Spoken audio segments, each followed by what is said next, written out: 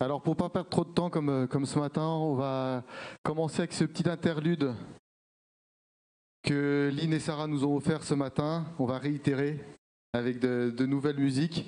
Je vous rappelle le projet qui est au-dessus de l'ADSEA 03. On pourra peut-être avoir un mot peut-être de Laurie encore pour redire pour ceux qui n'étaient pas là ce matin. Hein, voilà. Peut-être plus court, voilà.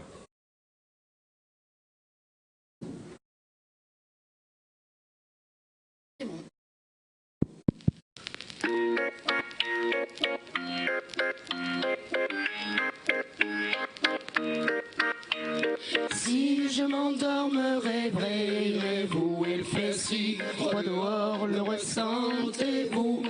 Il fut un temps où j'étais comme vous, malgré toutes mes galères, je reste une femme debout. Priez pour que je m'en sorte, priez pour que je me porte. Ne me jetez pas la faute, ne me fermez pas la porte. Oui, je vis de jour en jour, de squat en squat, en troubadour. Et si je chante, c'est pour qu'on me regarde, ne serait-ce qu'un petit bonjour. Je vois passer quand je suis assis, vous êtes debout, précis, j'apprécie. Un petit regard, un petit sourire, ne prenez le temps de beaucoup courir. Si je m'endors, me réveillerez-vous? Il fait si froid dehors, le ressentez-vous? Il fut un temps où j'étais comme vous, malgré toutes mes galères, je reste une femme debout. La la la la, la la la la, la la la la. Merci bien pour la pièce, en ce moment c'est dur, je confesse. Quand je vais m'en sortir, je l'atteste. Pour un toit, une adresse, de toi à WAM, c'est dur, je stresse. Le moral n'est pas toujours pour votre presse. Enfin, les presque comme futur, et des promesses en veux-tu? Voilà même que je suis sûr et que je monte. Franchement, à part les gosses qui me regardent étrangement, tout le monde. Je l'ai abandonné. Si je m'endors, me réveillerez-vous? Il fait si froid dehors, le ressentez-vous? Il fut un temps où j'étais comme vous, malgré toutes mes galères, je reste une femme debout. Priez pour que je m'en sorte, priez pour que je me porte. Ne me jetez pas la faute, ne me fermez pas la porte. Si je m'endors, me réveillerez-vous? Et si froid dehors, le ressentez-vous? Il fut un temps où j'étais comme vous, toutes mes galères, je reste une femme debout. Si je m'endors, me réveillerez-vous? Si froid dehors, le ressentez-vous? Il fut un temps où j'étais comme vous, malgré toutes mes galères, je reste une femme debout. La la la la la la.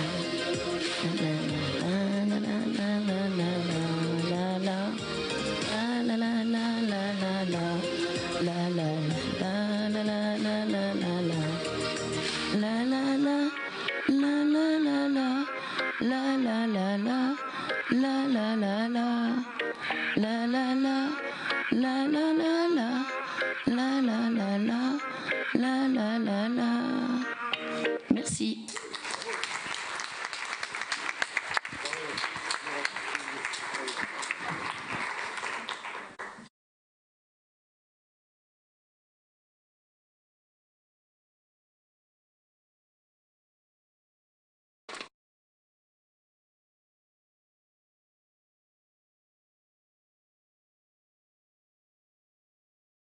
Il en a marre, l'autre connard, de passer sa vie au mitard. C'est pas un hasard ni un canular. Pourtant, il y croyait à son toast de caviar. Seulement, le bâtard va rester derrière les barres. Tout ça parce qu'il a fait le vantard. Et dans la bagarre, a mis un coup de poignard. Alors que tout se passait bien dans ce billard. Heureusement, il y avait le clébard qui a tiré le routard sur le trottoir pour passer la fanfare. Bizarre, mais c'est dans le Var que se termine mon histoire.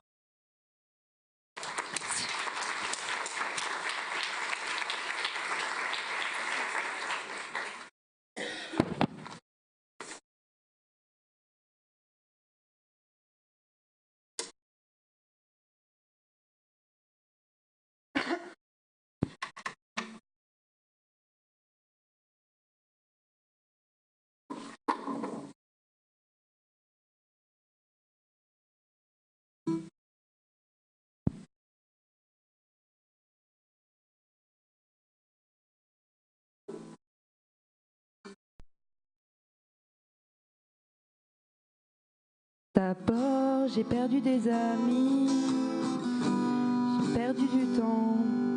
Ensuite, je t'ai perdu toi aussi.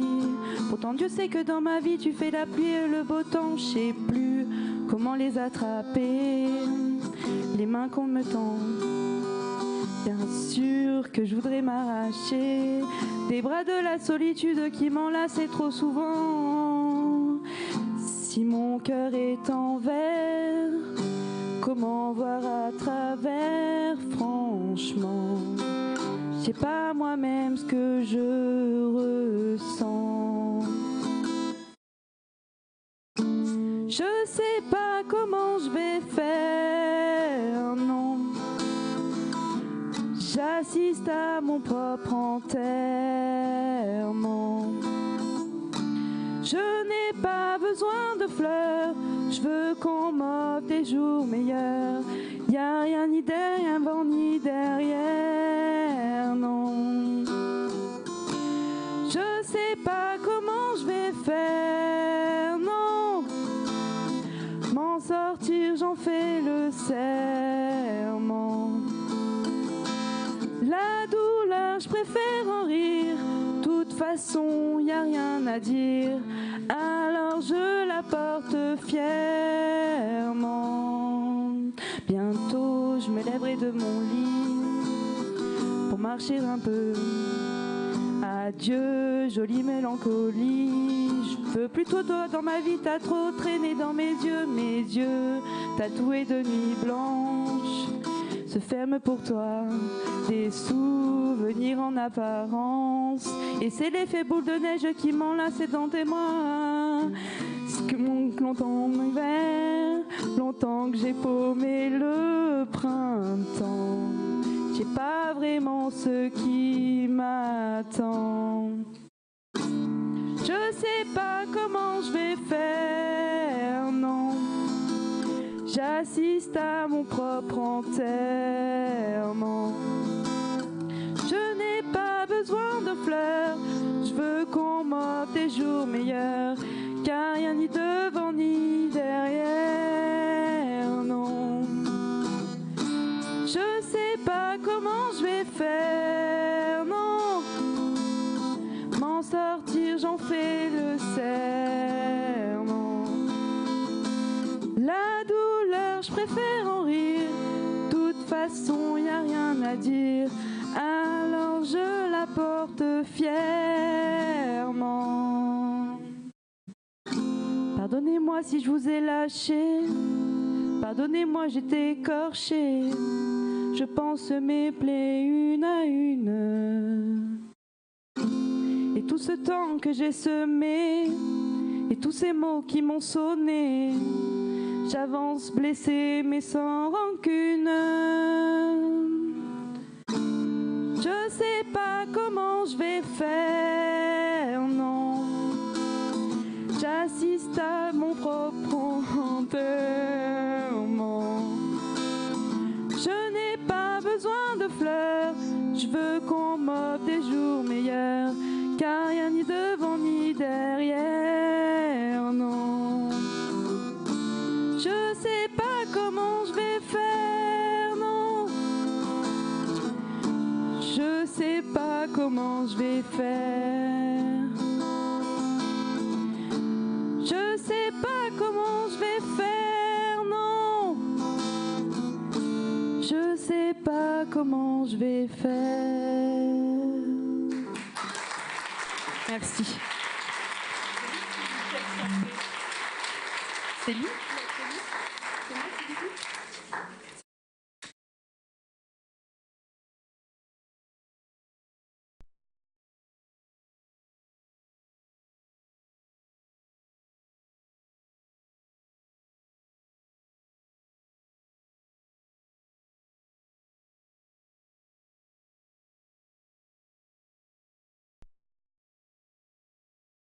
Vivre ou mourir, cette perle salée, sans âme et sans avenir, à la fin de la joue, va se terminer.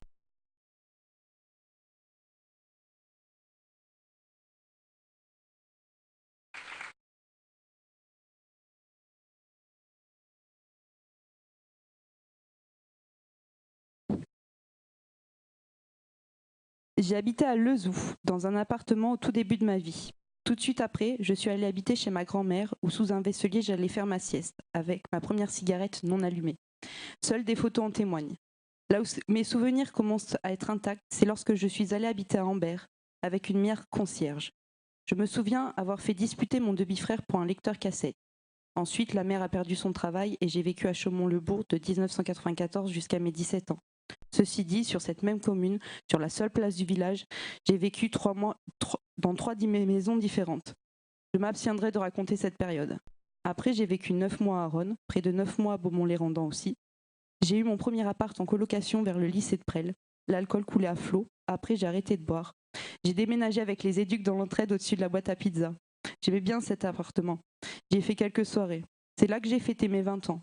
Plus d'une trentaine de personnes étaient invitées et personne n'est venu. Enfin si, 3. Après, l'entraide a mis frein à mon contrat jeune majeur. Je me suis retrouvée hébergée, mais à tout payer, rue La Floque à Vichy. Et ensuite, boulevard des États-Unis. Puis rue Calou, où j'étais en couple avec une jeune fille. Ensuite, ce fut un déménagement sur Craponne-sur-Arzon, dans un joli appart, mais miséreusement froid. Et oui, à près de 1000 mètres d'altitude, on ne plaisante pas avec le froid. Après, j'ai trouvé un logement dans un bled paumé, Saint-Jean-d'Aubrigoux. Puis il y a eu la séparation. Et je suis revenue sur Vichy, hébergée par mon ancienne meilleure amie, puis Rebelin, retour au bercail vers les potes.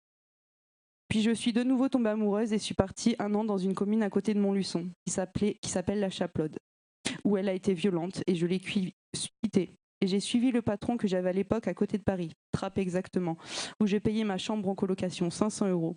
Je n'ai pas supporté la vie parisienne. J'ai fini dans un squat et je me suis rendu compte de l'emprise de certaines personnes sur moi et je suis revenue à Vichy, hébergée de nouveau chez mon ancienne meilleure amie. Puis mon logement actuel, dont je ne dévoilerai pas l'adresse. Je suis proche des parcs, mais je voudrais déménager pour me sentir plus en sécurité. Voilà. Si.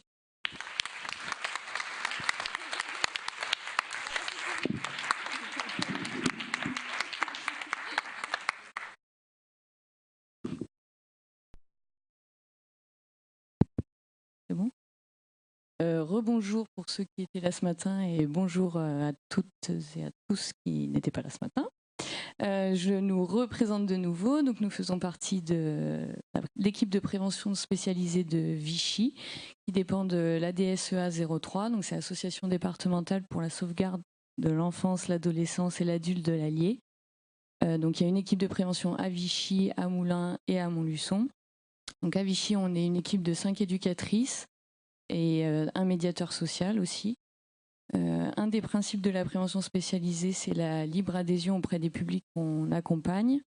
Donc tous les projets qui sont mis en place au sein de l'équipe de Vichy et de toutes les équipes de prévention, en général, sont quand même bien confortés par l'adhésion des publics et émanent de leurs demandes essentiellement. Par le principe de la libre adhésion, on travaille surtout la notion essentielle donc, de l'engagement. Le projet artistique de Vichy s'est composé en 2 parties principalement. Donc, comme c'est écrit dans le résumé, on a fait un atelier cuir qui peut mener à une insertion professionnelle par le biais de formations accessibles par Pôle emploi.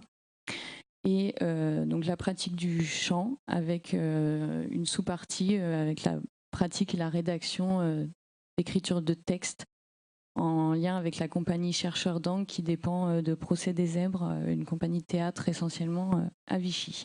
Donc aujourd'hui, Lynn et Sarah nous ont présenté une partie de tous les textes qui ont été travaillés au cours des ateliers chant et ateliers écriture.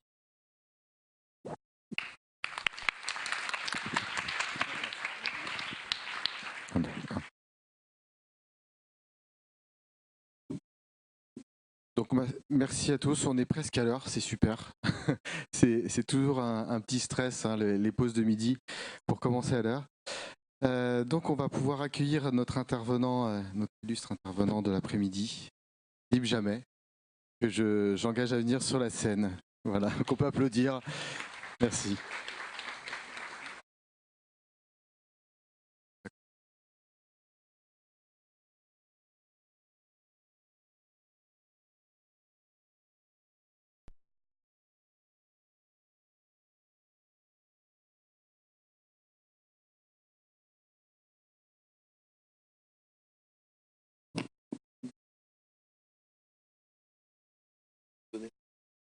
Et donc, je lui laisse la parole.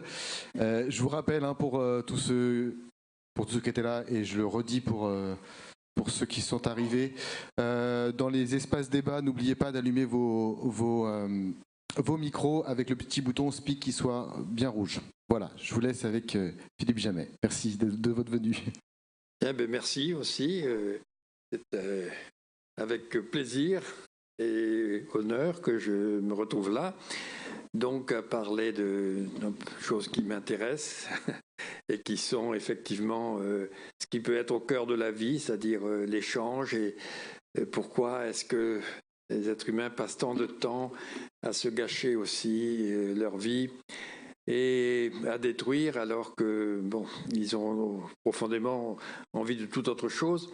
Et là, on a bien senti qu'au travers de ces expressions, que la vie, c'est ça, c'est ce moment d'échange et de plaisir partagé qui n'a de sens que parce qu'on est dans l'échange. Vous n'allez pas vous mettre à faire ça toute seule. Voilà, c'est bon, et que nous, là, il y a quelque chose qui se crée et dont on sent que c'est fragile, c'est précieux, ça peut être interprété de façon différente, ça peut être que dès que nous communiquons, nous acceptons de nous livrer aussi, de nous abandonner au jugement, au regard des autres. Et c'est à la fois une source de plaisir et en même temps de crainte, et selon aussi ce qu'on aura vécu antérieurement. Donc voilà, une expérience de vie. Et je crois que c'est important de se rendre compte où la vie, c'est une expérience, c'est une dynamique, c'est pas statique. Et on voudrait toujours en faire presque un principe. On vit, on est comme ça, mais la vie, c'est un échange qui, à tout moment, peut mal se terminer. Donc, qui est fragile, Et donc, moi, je trouve que j'ai eu la chance, toujours par un concours de circonstances, de me retrouver, donc, en finissant mes études médicales, dans un service de psychiatrie d'adolescents, j'en parlais tout à l'heure, ce qui était alors à l'époque l'hôpital international de l'Université de Paris, qui est devenu l'Institut mutualiste Montsouris dans les années 90, et qui venait d'ouvrir avec ce qui était la première fois, je crois d'ailleurs en Europe, un service d'hospitalisation de 39 lits pour des adolescents et jeunes adultes. À l'époque, on allait de 12 à 24 ans. Maintenant, on est à 12 à disons, 18, 19. Ce qui est dommage, parce qu'il y avait vraiment toute cette continuité. Et il y avait eu après un hôpital de jour, environ une file active de 2500 adolescents, et j'y suis resté, je suis donc arrivé en 68 comme interne, j'y suis resté 40 ans en devenant le chef de service dans les années 90. Et donc j'ai eu cette chance d'avoir cette continuité et cette expérience auprès de beaucoup d'adolescents, et la chance aussi d'arriver à une époque de l'histoire où il y a eu une ouverture formidable dont on ne se rend peut-être pas suffisamment compte. On a plus appris sur ce que est l'humain dans ces 50 dernières années que dans toute l'histoire de l'humanité. C'est-à-dire à partir justement du biologique. Et moi, j'ai vu apparaître aussi les premiers neuroleptiques et les transformations que ça a pu apporter. Il faut quand même voir ce qu'a été aussi l'arrivée des sels de lithium à ce moment-là, dans les grands états des troubles qu'on appelait à ce moment-là psychose maniaco-dépressive, et maintenant trouble bipolaire, qui est la même chose mais n'a pas tout à fait la même connotation selon les mots qui sont associés. Là, on verra l'importance des mots dans ce domaine. Et puis les autres neuroleptiques, et la chance aussi donc d'y rester 40 ans, et j'en parlais tout à l'heure, quelque chose fait que sans avoir suivi quelqu'un plus de 10 ans, j'ai quand même beaucoup de contacts avec d'anciens patients, directement ou par l'intermédiaire du service. Et voilà, donc des patients que j'ai pu soigner dans les années 70, je viens encore d'en voir une récemment qui est revenue faire un bilan de vie, elle est grand-mère, voilà. Donc, j'ai revu à cette occasion un de ses fils qui a un problème avec sa jeune femme. Enfin bon, et des histoires de vie.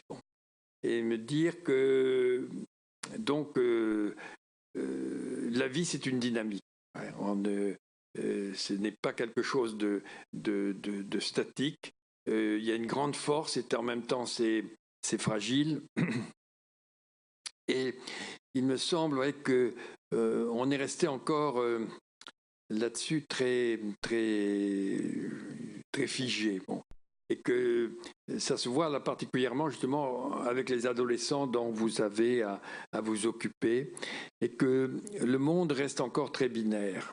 Quand même, avec l'idée, il y a la raison et il y a les émotions, et tout ça c'est bien séparé, et il y a le bon et il y a le mal, et c'est clair, il y a la vie et il y a la mort, sans voir que la vie c'est une dynamique, c'est pas un état, c'est pas un statut, c'est comme on l'a vu là, c'est une expérience. Tout moment de vie et on ne peut pas le figer. Alors quand on en parle, quand on le reprend au niveau des discours, eh bien on en fait des entités qui ont l'air assez stables, mais alors que non, et que finalement, ce dont on se rencontre, c'est que la vie c'est une histoire de rencontre. Je vais y revenir et bon, ce que m'a apporté encore une fois cette expérience, c'est de voir que rien n'est jamais figé, qu'on peut passer de la destructivité à la créativité, vice-versa, et que aucun état est destiné à rester indéfiniment le même. Donc, tout est susceptible d'évolution. Tant qu'on est vivant, on peut changer. Ça, j'en suis certain. Bon. Et que personne ne se réduit à un seul aspect. Bon, tout cela. Alors, très rapidement, qu'est-ce qu'on peut comprendre? Je vais essayer d'être assez schématique, mais c'est que il me semble, ce qui me semble être un frein très important, c'est le fait qu'on a tendance à penser que les autres sont comme nous. Voilà. Je pense ça, donc ils doivent penser aussi la même chose. Et à juger en fonction de nous. Hein. Alors, et puis là, avec toute dégradation, il y a ceux qui sont le plus censés être raisonnables, justement, avoir la raison pour eux. Alors on voit toutes les hiérarchies. Où trône en haut l'homme masculin, enfin là il est en train de basculer, mais enfin bon, il trônait comme cela, puis il y avait Dieu après la seule chose, et tout le reste, bon, en dessous, mais non, la vie, c'est pas comme ça, la vie c'est une tension entre des contraires en permanence, bon. Et je trouve que ça a été un peu le piège aussi du raisonnement, la capacité de l'être humain, je reviendrai, qui est le seul être vivant sur Terre. Entendons-nous bien, il y a ce qu'on appelle une capacité réflexive, s'il est le seul à être conscient d'être conscient de lui. Bon, et ça, c'est une rupture qualitative avec le reste du vivant. Mais il a fait de cette rupture qualitative, il en a fait une suprématie. Bon, c'est-à-dire, moi, je suis capable de me regarder, de me juger, donc je suis la raison. Et d'ailleurs, je suis créé à l'image de Dieu. Enfin, c'est pour le moment, c'est quand même ce qu'on voit surtout, c'est que c'est lui qui a créé Dieu à son image là. Mais bon, peut-être, je ne suis pas. Je pense qu'on ne peut pas justement savoir, mais on peut savoir ce qu'est la vie maintenant. Et la vie, c'est pas le triomphe de l'homme blanc raisonnable, et l'autre du mâle blanc raisonnable. Bon. La vie, c'est un jeu de force permanent, mais qui est vectorisé, qui a un sens. Et que c'est vrai qu'il faudrait que, justement, nous apprenions aux enfants, que nous voyions cette extraordinaire richesse de ce qu'est la vie. Hein. La vie, ce n'est pas la répétition du même. Hein. Comment est arrivée la première cellule sur Terre, il y a quelques milliards d'années? Qu'est-ce qui caractérise le vivant par rapport au monde environnant? Qu'est-ce qui est le vivant? C'est l'individualisation. C'est-à-dire la vie, c'est une frontière, un dedans, un dehors, bon, et une cellule, voilà, un être monocellulaire, hein, mais qui ne peut exister que dans un échange constant avec l'environnement. Alors pourquoi c'est comme ça? Je ne sais pas, on n'en sait rien. Mais le fait, c'est que la vie, c'est l'individualisation par rapport aux ondes cosmiques, aux forces des volcans, au bouillonnement, la vie, non, c'est cette petite chose fragile qui est la cellule, le petit territoire, qui est en échange constant avec l'environnement et dans lequel il y a justement cette énigme qui est le génome qui va lui permettre, l'ADN qui va lui permettre de se reproduire. Et qui va faire qu'elle n'est pas morte, qu'elle a continué, mais elle a continué sans reproduire du même. la vie, c'est une mutation permanente, hein, et une diversité permanente. Alors qu'il s'est à un moment donné, dans quelques milliards d'années, qui s'est imposé et où on se rend compte que ce vivant, il n'est, ce que je viens de dire, il est dans un échange permanent entre le dedans et le dehors. Voilà. Hein, il faut qu'on se nourrisse. Il y a les circuits appétitifs, en gros. Il faut qu'on se nourrisse de l'environnement et il faut en même temps qu'on reste soi. Avec ce paradoxe, bon, on ne peut vivre que dans l'échange et on ne peut rester vivant qu'en se différenciant de l'environnement. Là, il y a quelque chose, vous voyez, qui va être central pour l'être humain à partir du moment où il aura conscience de soi. Hein. C'est qu'on n'existe que dans l'échange et en même temps, on se maintient toujours différent. Et avec une fragilité qui fait que si la membrane de la cellule est trop fragile, au moindre choc, elle éclate et elle meurt. Si elle est trop épaisse, elle meurt parce qu'il n'y a plus d'échange. Est-ce qu'on y pense à cela? Ouais. C'est que le vivant, ce n'est pas le statique. C'est sans arrêt, sans arrêt, sans arrêt. Vous savez combien on envoie à peu près d'équivalents SMS, là, bien au-delà de votre petit appareil, là, devant lequel vous êtes en admiration, et moi aussi. Mais notre cerveau, combien il envoie d'équivalents SMS par seconde? Je vous le dis tout de suite, pour pas voir, entre 1,5 milliard et 2 milliards. Vous voyez ça, ce petit appareil, c'est pas grand-chose. Là aussi, par exemple, pour prévenir un petit peu le goût de la toxicomanie pour des jeunes, il est peut-être important de leur dire qu'ils sont très attachés à leur iPhone, il ne faut pas le bousculer, le tremper dans l'eau, faire attention, mais ils ont un beaucoup plus fort à l'intérieur d'eux, mais qui a la propriété de bien aimer, notamment parce que le cerveau, qu'est-ce que c'est le cerveau, hein? C'est 1,4 kg de graisse avec 150 km de neurones et quelques milliards de connexions entre ces neurones.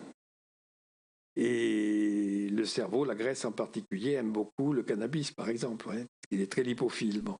Donc voilà pourquoi il n'est pas bon d'en prendre de trop, parce qu'il va s'encrasser. Puis tu ne vas pas pouvoir le nettoyer comme ton appareil, tu ne vas pas pouvoir le changer. Hein. Ce n'est pas parce que ça donne du plaisir que c'est mauvais, c'est parce que ça encrasse, là, ce truc-là. Et ça ne part plus après. Bon. Donc c'est ça qui est un petit peu problématique. Alors ça aussi, il faudrait pouvoir aussi le dire, qu'on a quelque chose là de formidable, mais qui est fragile, mais qui est extraordinaire et qui va faire que, bon, on est parti pour l'échange et que la vie, c'est pas la mort, c'est la transmission. Il n'y a que les êtres humains, parce qu'ils ont conscience d'eux-mêmes, qui ont cru, alors là encore, cet autocentrage, on est conscient de nous, donc quand même, je suis à moi-même ma propre finalité, quand même. Certes, je n'ai pas demandé à naître, pas encore, mais enfin que quand même, on ne me demande pas si j'ai envie de mourir, là, ça devient presque un petit peu... Bon, on a quand même quelques petits comptes à régler avec Dieu à ce sujet. Bon. Et de penser qu'il est maître de son destin et que lui, il peut décider de se tuer, oui, peut-être, mais la vie, ce n'est pas la mort. La vie, c'est la transmission. Pourquoi il y a justement cet extraordinaire, là aussi, on n'en parle pas. Pourquoi il n'y a pas que, bon, qu'il y ait des végétaux, qu'il y ait des insectes, qu'il y ait des animaux, passe encore. Bon, il pourrait y en avoir une espèce. Non, il y en a des milliers, ils sont tous différents, et puis ça change sans arrêt, et puis il y a des mutations. Mais enfin, pourquoi c'était ce grouillement du vivant? Et c'est ça qu'il faudrait montrer très tôt aux enfants. Vous voyez la force du vivant? Au lieu de leur faire des leçons uniquement de morale, le fait passer. Regarde le vivant. Regarde ça. Et là, maintenant, on a des documentaires formidables grâce à nos moyens, justement, que nous avons pu fabriquer, nos appareils. On va voir des choses fantastiques du vivant. C'est même rendre compte qu'il y avait des guêpes menteuses. Avec les guêpes, quand elles sont là, il y en a qui sont chargées de repérer là où il y a du sucre et qu'elles ont un langage qui sont des ronds qui vont désigner au reste de la ruche ou la direction. Et on s'aperçoit maintenant qu'il y a des abeilles qui font la direction, on voit tout le groupe là-bas, puis hop, prennent la direction contraire et que c'est de leur côté. Pourquoi ça? Qu'est-ce qu'il fait? Quand on regarde aussi dans ces poissons sous l'eau, comme ça, on voit qu'il y a des espèces de petites crevettes, là, je ne sais plus comment elles s'appellent, mais on les appelle les danseuses de flamenco parce qu'elles ont des couleurs fantastiques, comme ça, elles sont en train de se dandiner, elles sont là toutes belles, et puis on voit tout d'un coup qu'il y a un espèce de gros poisson dont on sent tout de suite qu'il n'a qu'une idée, c'est les avaler. Et bien, dès qu'elles le perçoivent, la couleur disparaît. Et puis on voit le poisson, il voient plus rien parce qu'elles ont perdu leur couleur. Comment est-ce possible? C'est là la beauté du vivant qu'il faudrait indiquer aux enfants. Comment? Ouais. Alors nous, on fait des choses très formidables, mais ça, comment on peut pas? C'est pas les êtres humains qui font ça, c'est le vivant. Alors on imagine que ça a été sélectionné parce que ça a permis de reproduire. Mais pourquoi? Qu'est-ce qui fait? Donc toute la vie, elle est tendue vers la transmission et pas la répétition du même. C'est là encore, c'est formidable comme ça, qu'il y ait toutes ces variétés d'insectes, toutes ces variétés d'animaux, toutes ces variétés, cette richesse incroyable, cette mutation permanente, cette force du vivant, devant lesquelles, quand même, ça devrait nous rendre modestes de voir comment c'est possible.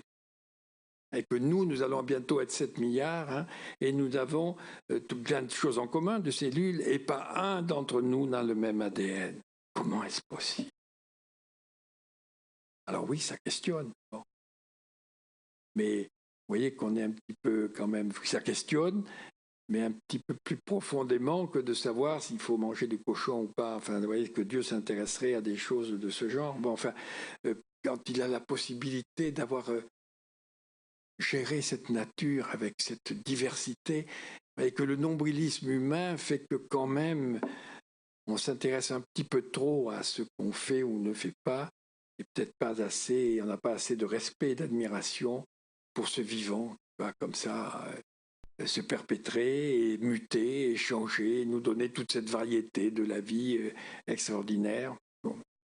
Mais que nous, le fait que nous ayons cette conscience réflexive, elle va avoir des conséquences quand même. Et là, je trouve que la chance que je pense que j'ai eue, c'est de travailler en psychiatrie et de nous rendre compte qu'au fond, des troubles dits psychiatriques, c'est un miroir grossissant de ce que nous sommes. Et c'est en ayant travaillé avec ces patients, en voyant toute cette dynamique qui peut aller vers la créativité ou vers la destruction, selon la qualité de la rencontre, que je me dis que c'est quand même un modèle assez extraordinaire où on va voir ce qui se joue pour nous tous, c'est-à-dire est-ce qu'on va être vers l'échange et la créativité, je le dis tout de suite, au risque de la déception, ou est-ce qu'on va aller vers la destructivité, la seule chose qu'on maîtrise vraiment. Et ça, nous sommes en effet les seuls sur Terre à comprendre très vite que tout ce qui est d'aller vers la vie, vers les autres, c'est bonjour la déception, mais que par contre, dès qu'on veut détruire, on est le plus fort, y compris soi-même. Ce qui me fait penser que la pulsion de mort, c'était bien de le penser, on peut pas. Bon, mais c'est pas une pulsion de mort. La vie, c'est pas la mort, c'est la transmission. C'est l'être humain qui là va se servir de la mort pour se faire vivre, c'est-à-dire pour retrouver un pouvoir. Parce que finalement, qu'est-ce que nous montre toute cette biologie? C'est que la vie, vous le disiez tout à l'heure, est programmée pour l'échange, pour être actif. La cellule, elle ne peut pas cesser un millième de seconde d'échanger. Alors on peut se mettre en hibernation, il y a des cellules qui sont plus vivantes à ce moment-là. Elles peuvent après régénérer, mais dans un certain nombre de cas. Mais dès qu'on est dans la vie, on échange. Ce n'est pas se fermer. Bon. Et c'est parti. Et avec toutes les mutations, et ça ne va pas arrêter. Et à un moment donné, on va dire, mais si les animaux, ils connaissent la mort. Non, là encore, il y a une illusion, ils sont sensibles à la perte. Mais votre chien, si le maître meurt ou si son compagnon meurt, il peut perdre l'appétit. Il n'a plus envie. Il peut se laisser mourir. Mais il n'est pas en train de te dire à ses copains, de toute façon, c'est ce qui va nous arriver là, les années qui suivent, hein, et puis à vous aussi après. Non. Ce qui est propre à l'être humain, c'est justement de savoir que lui va mourir. Que c'est inéluctable. Il y a deux choses que notre conscience réflexive, voyez, nous a amenées. Je crois que ce n'est pas difficile non tellement à comprendre. C'est de savoir qu'en effet, on va mourir et de savoir qu'on pourrait toujours avoir plus. Et ça, je pense que c'est des choses qu'on devrait méditer, parce que c'est un sacré piège. Ça va être tout le domaine de l'envie, qui est la base du racisme. C'est plus ou c'est moins? Non, c'est différent. Ah non, mais c'est plus ou c'est moins? C'est ça qui va être pour l'homme. Et pour les animaux, c'est pas ça. C'est différent, c'est dangereux ou c'est bon? D'accord?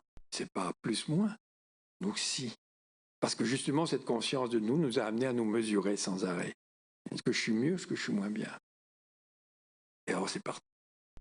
Ça va être, va jouer un rôle essentiel. Cette envie, bon, il y a cette phrase de Shakespeare, quand même, notre premier psychologue, hein, quand même, dans Othello, hein, ou avec le rival, où il dit sa beauté quotidienne me rend laid, il doit mourir.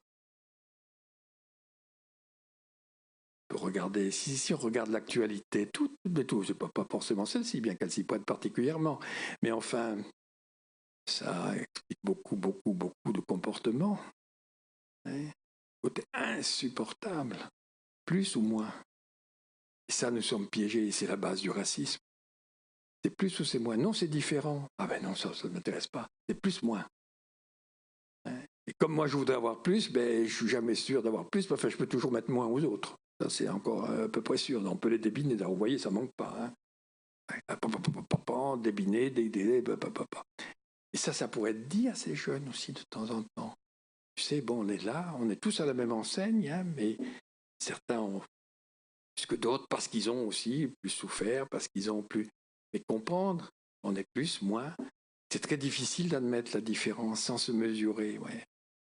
Et que cette conscience comme ça que nous allons mourir va faire que ça nous renvoie à un sentiment d'impuissance permanent et qu'il va falloir comment lutter. Et on voit bien qu'une des seules façons de lutter, ça peut être que c'est inexorable.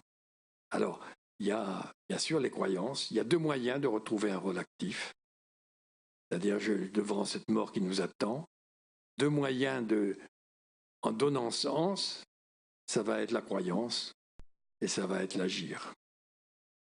Y compris, je pense, dans les agirs, la capacité de se tuer soi-même. Et pour moi, le suicide, ce n'est pas un acte de mort, c'est une reprise en main d'un destin qui nous échappe. Et les scarifications de ces jeunes qu'on voit, c'est pas du tout, c'est pas le masochisme, ça c'est bien secondaire. C'est parce que quand vous n'avez rien de possible, vous pouvez toujours casser, détruire, et y compris vous-même. L'autre jour, pas très longtemps, je voyais une jeune fille comme ça, enfin parmi d'autres, qui se scarifie. Et une très belle jeune fille, comme souvent, là, mais bon, plein de doutes sur elle-même et sur sa valeur, qui se scarifie. Et je lui dis, si c'est moi qui vous faisais ça, et là, elle se crie du cœur, mais c'est à chaque coup pareil, mais ça me ferait mal. Ah, je dis, là, vous venez de comprendre l'essentiel. C'est quand vous le faites, vous ne sentez même pas la douleur. Mais si moi, je vous dis, attendez, vous pourriez vous attraper une infection, vous scarifiant, détendez-vous, je vais faire ça très doucement, avec une lame très fine. Ah, c'est pas possible. Même dans les prisons, il est fréquent que les gardiens vous disent, les gros malabars, si on leur dit, quand on va te faire une prise de sang, détends-toi, on va te faire... Ah, ils ne peuvent pas supporter. Pourquoi? Parce qu'ils sont plus actifs. Et c'est pour tous les jeunes auxquels vous avez affaire. La seule façon pour eux d'être maîtres, c'est d'agir. Ou c'est leur croyance. Là, on va voir d'où les croyances, ça va être le terrorisme, ça va être tout cela, c'est-à-dire, mais moi je sais, j'ai la réponse. Mais tout ça, ce sont des émotions. C'est pas c'est pas. Pourquoi on croit? On croit parce que tout d'un coup, si ça me parle, ça me touche. C'est pas par raisonnement logique.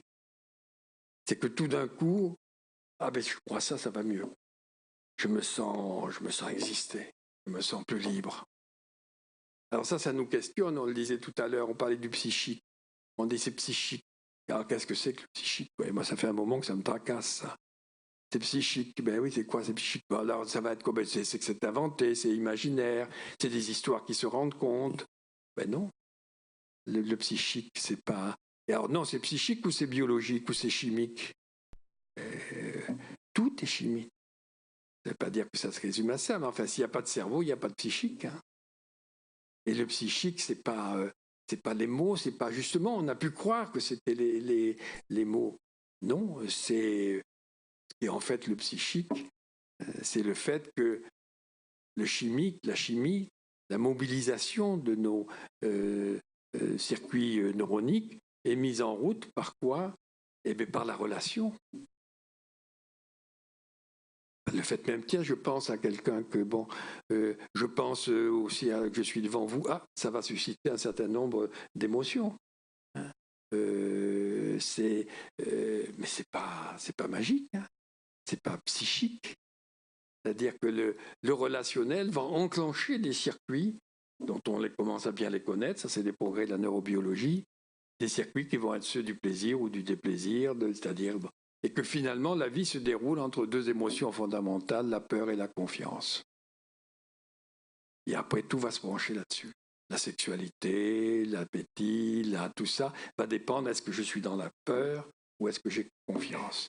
Et ça c'est ce que nous partageons avec tous les animaux qui ont un minimum de cerveau, mais qui chez nous va prendre une ampleur particulière encore une fois, parce qu'on peut imaginer des situations même si elles ne sont pas présentes. Mais il n'en reste pas moins que c'est la représentation de quelqu'un ou qui va déclencher les émotions qui vont faire « Ah ben tiens, je me sens bien » ou « j'ai des émotions érotiques » ou « j'ai une tristesse ». Mais ce n'est pas psychique au sens de quoi d'ailleurs. Ouais.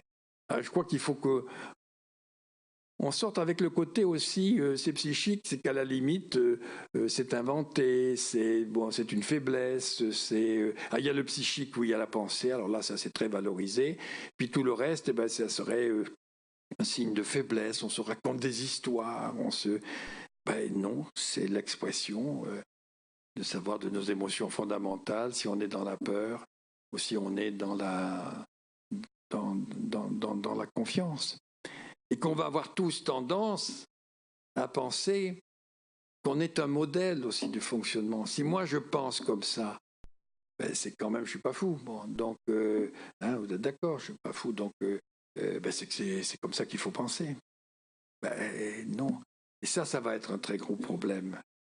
Justement, avec tout ce que nous voyons en tant que patients ou les jeunes que vous rencontrez, c'est qu'on n'arrête pas de leur prêter nos intentions. Si moi je faisais ça, voilà ce que ça voudrait dire. Oui, mais justement, vous ne le faites pas. Donc vous ne pouvez pas parler pour eux. Si. Voyez comment il est grossier, il se fout de moi. C'est un manque de respect inouï quand même. Enfin, là, il faut être... Mais non, pas pour lui. Ce n'est pas forcément un manque de respect, c'est avant tout qu'il est dans la peur et qu'il est pris dans des angoisses et qu'il se sent menacé. Ça n'a pas du tout le même sens que moi. Et on va leur prêter ça sans arrêt. Ils ne travaillent pas. Puis alors là, à l'école, voyez, ils sont là, ils ne peuvent pas s'arrêter de faire du bruit, d'aller de passer les fesses de la fille qui est devant, de faire un...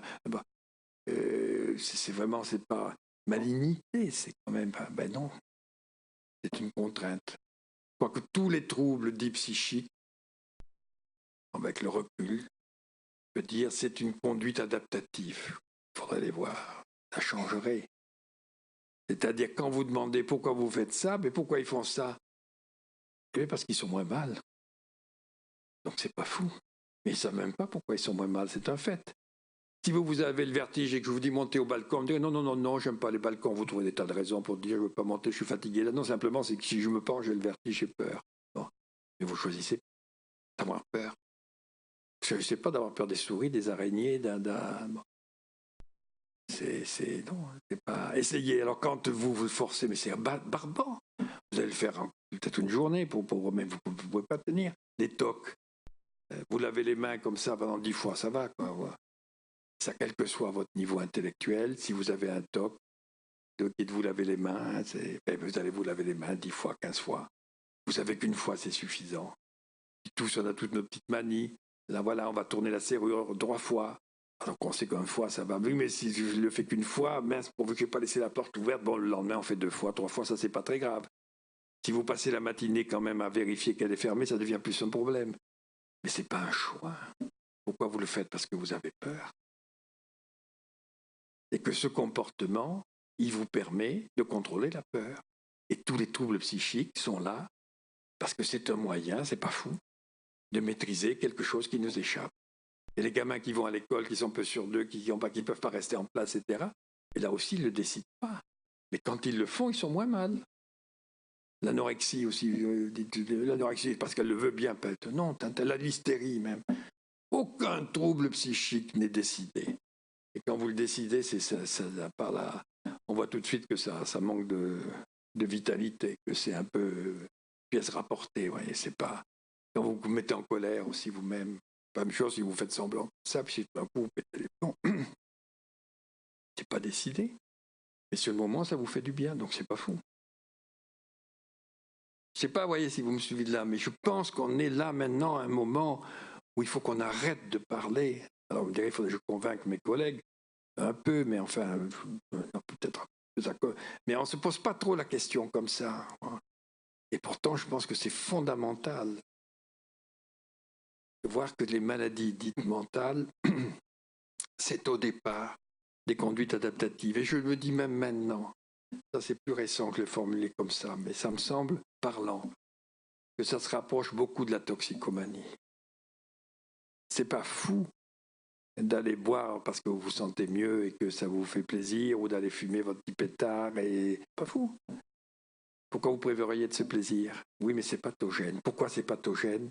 Parce que rapidement, vous n'allez pas le faire pour avoir du plaisir, mais vous allez être obligé de le faire pour ne pas être mal. Et c'est la contrainte à le faire, parce que sinon vous n'êtes pas en forme, qui devient le signe que c'est maladif. Et que c'est une contrainte, d'une part, et une contrainte qui vous coupe un peu de ce dont vous avez besoin, c'est-à-dire des échanges. Et si on voit tous ces troubles dits mentaux, c'est tous, essayez d'y réfléchir, on pourra en discuter tout à l'heure, c'est toute une façon, pour tous, une façon de remaîtriser quelque chose qui nous échappe. L'anorexique, elle maîtrise. La boulimique, elle maîtrise d'une certaine façon en allant se remplir l'ancien. Le drogué, il va décider de faire comme ça, et puis merde, tant pis, il le fait parce que sur le moment, voilà, ça lui permet d'avoir un pouvoir, de se sentir acteur. Comme va l'être pour l'autre le dire quand il rentre en élation parce qu'il il entre en relation avec Dieu, ou qui va écouter le terroriste qui va lui dire bon, et bien là, tout d'un coup, il existe, il se sent une force, il l'est. Et tout ça, c'est des émotions. Et de même pour le suicide. J'en ai marre, et tous ces connards qui ne me comprennent pas, et je suis acculé, ben non, je les emmerde tous, je suis plus fort, je vais me jeter, et voilà. Et c'est un acte de vie, et vous allez mourir. Et vous voyez, dans toute l'histoire de l'humanité, il y a eu des sectes qui sont venus vous dire « Mais là, vous avez l'air de prendre du plaisir, vous êtes là, vous procréez, mais qu'est-ce que c'est que toutes ces histoires alors que vous voyez l'état du monde et ces machins? Arrêtez tout ça, arrêtez !» Mais pourquoi arrêter? Pourquoi arrêter? Il y en a eu dans toute l'histoire de l'humanité, là. Il y en a encore. Mais des sectes qui viennent vous dire « Attendez, arrêtons, de toute façon, vous allez mourir, cessez de vivre. » Et pourquoi, là, quel est l'intérêt? Si ce n'est que en redevenant acteur, en disant mais quand vous vivez comme plus fort que la mort, et quand la mort arrivera, vous lui direz il y a un moment que je suis parti d'ailleurs. Sauf que vous vous serez emmerdé toute votre vie et vous aurez emmerdé les autres, mais vous mourrez quand même. Bon. C'est mon moment où la mort arrive, vous direz moi j'ai jamais eu de plaisir, j'ai jamais vécu, donc ça m'est égal de mourir. Je suis plus fort que vous. Oui, enfin bon, d'accord, enfin vous avez raté quand même pas mal de choses. Et voyez les besoins d'emprise. L'importance de se sentir maître. Qu'est-ce que c'est le plaisir que ça peut vous donner à un moment donné? Et je décide de ma vie. On le voit, malheureusement, en politique ou ailleurs. Enfin, combien ça peut jouer des rôles. Et tout d'un coup, je vais reprendre quoi? Mais la maîtrise. C'est que nous sommes programmés, comme tous les êtres vivants, pour réagir activement à tout ce qui menace ce qu'on appelle l'homéostasie interne, c'est-à-dire cet état d'équilibre qui fait que ça va, à peu près. Là, ça ne va plus. Il faut que je réagisse activement. Toute la vie est programmée là-dessus. Je vous invite à lire notamment les livres de Damasio, Antonio Damasio, qui sont très lisibles. Il faut 500 ou 600 pages, mais ils sont faciles à lire, plus qu'on le croirait. Donc, il est un Portugais qui travaille aux États-Unis et qui a fait plusieurs livres publiés chez Odile Jacob, là, l'erreur de Descartes, Spinoza avait raison, et aussi l'autre moi-même, c'est-à-dire où il parle de cette activité réflexive qui est propre à l'être humain, et où il dit, je crois que c'est ça qu'il faut voir, que nous sommes programmés, comme depuis la première cellule jusqu'à l'être humain, pour répondre activement à toute menace d'une homéostasie. Et qu'au fond, tous ces troubles de ces gamins, c'est pas pour le plaisir, c'est pas tout d'un coup qu'ils disent ils vont emmerder, ils vont tout casser, ils vont faire comme ça, mais comme ça, on fait ça, on sait même pas, non. Ça correspond à quoi? À une pression qui pèse sur eux, vous vous rendez bien compte, qu'ils font pas ça comme ça c'est parce que tout d'un coup, en le faisant, ils se ressentent exister et avoir une valeur. Et ça les rassure. Même si en même temps, ils vont dire, mince, je me refous dans le même problème, ça va poser problème. Et c'est fait parce que ça leur permet de redevenir acteurs. Et qu'ils ont très vite appris que redevenir acteur en allant dire, écoutez, je me suis senti humilié par vous, j'aimerais maintenant que vous en parliez avec moi. Et ça, c'est très difficile à faire. Rien à foutre. Je vous emmerde tous. Puis je fous mon bordel, et puis voilà. Puis là, je reprends un rôle actif et je me sens une valeur. Et je suis moins déprimé. Sauf que c'est le cercle vicieux qui va s'enfermer. Et qui est parfois très loin. Et vous voyez cet enchaînement. Donc je crois que c'est des conduites actives de reprise d'un pouvoir. Mais là, ce qu'il y a de terrible,